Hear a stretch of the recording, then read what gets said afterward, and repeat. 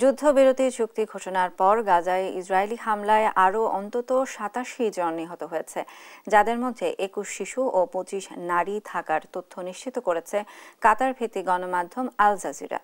গাজায় রোববার থেকে যুদ্ধবিরতি শুরু হওয়ার অপেক্ষায় বহু মানুষ, তবে এর মধ্যেই চলছে ইসরায়েলি আগ্রাসন। গেল ২৪ ঘণ্টায় গাজায় পূর্বাঞ্চল ও নুসেরাত শরণার্থী শিবিরে হামলা চালায় ইসরায়েল। যুদ্ধবিরতির লক্ষ্যে শুক্রবার ইসরায়েলের মন্ত্রিসভার আরেকটি বৈঠকে বসার কথা রয়েছে। এরই মধ্যে যুদ্ধবিরতি চুক্তি অনুমোদন দিলে নেতানিয়াহু সরকার থেকে পদত্যাগের হুমকি দিয়েছে ইসরায়েলের ২ ডানপন্থী মন্ত্রী। ফলে যুদ্ধবিরতি নিয়ে উৎকণ্ঠা বেড়েই চলেছে।